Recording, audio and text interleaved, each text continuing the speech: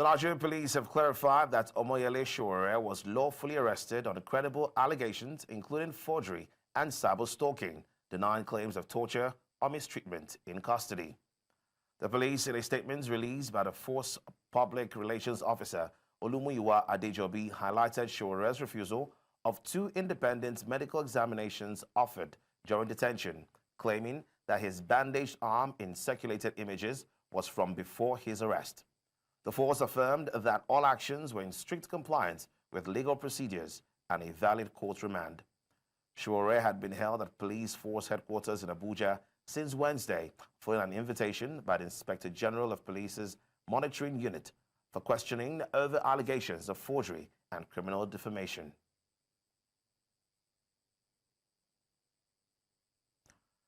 To react to this, we are joined by National Organizing Secretary, Africa Action Congress, Oshionks Philip. Thank you for joining us today.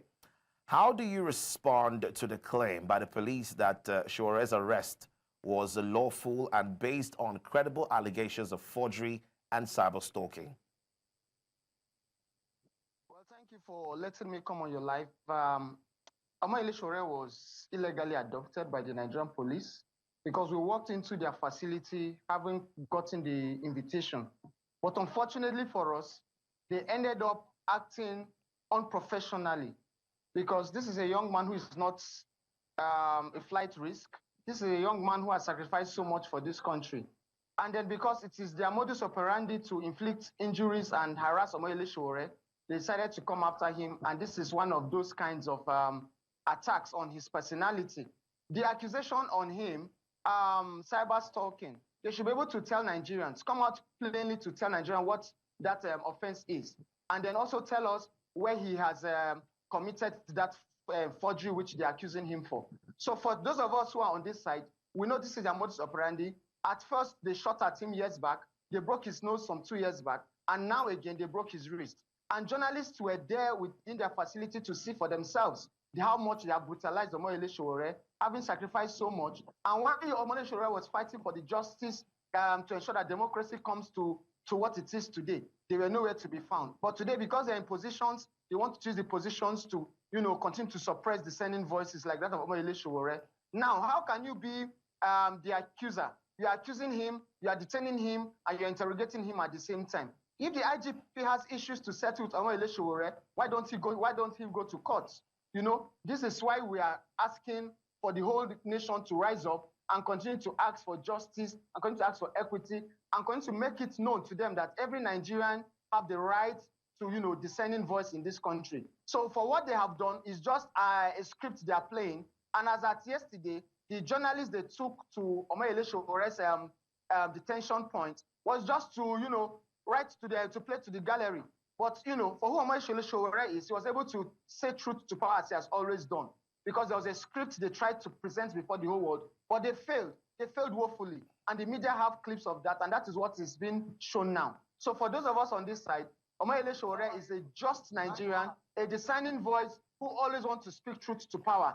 And he has been there, fighting for an equitable Nigeria for all of us. So this is just one of those harassments by the Inspector General of Police. And we are telling them, if you have anything against Omoyele Sowore, go to court and stop all this unprofessionalism they've always shown whenever it's Omoyele Sowore who is before them.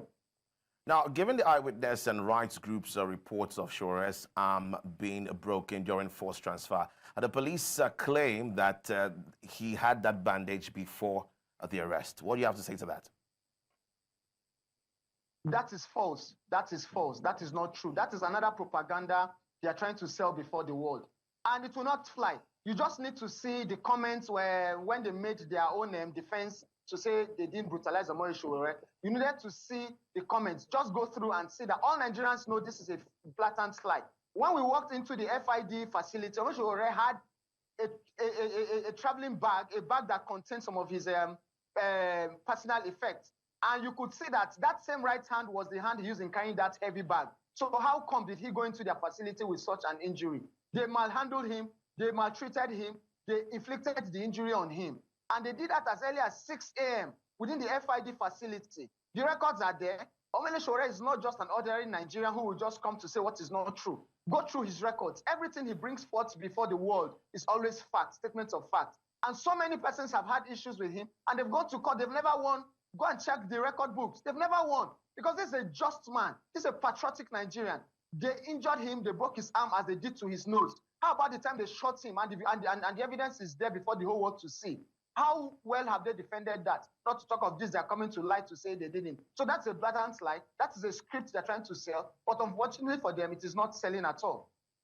Now, how does Sowore's arrest and treatment fit into, the broader context of civil rights and political repression in Nigeria? Of course, the APC government has been doing that, and they're known for that repression. They just want to gag the social media space. They don't want the freedom of our expressions because they know when we have this information, this is what we use in engaging them at one point or the other. This is how they've been doing with any discerning voice who wants to speak truth to power. People like Omoyele who cannot be intimidated. You can see that when his arrest was made, the whole world stood up for him. Every individual, considering who they were, politicians, civil society groups, because they know the antics of the government. It's just to stifle that space. It's just to ensure that Nigerians don't have the voice to speak. So they just dole out whatever they want to dole out to us, and we swallow like pills of Panadol. But unfortunately for them, they are getting the reprisal from Nigerians. And we are going to form a very strong resistance, regardless of our political parties, regardless of our affiliations, regardless of our religion or whatever ethnicity we affiliate with, to stand against every form of repression. So it's not just civil society groups. Every right-thinking Nigerian is standing against what is happening right now. And we'll continue to fight against every form of oppression that comes on any Nigerian by any institution or any instrument of state. All right, thank you so much, Oshionks Philip, for having this conversation with us.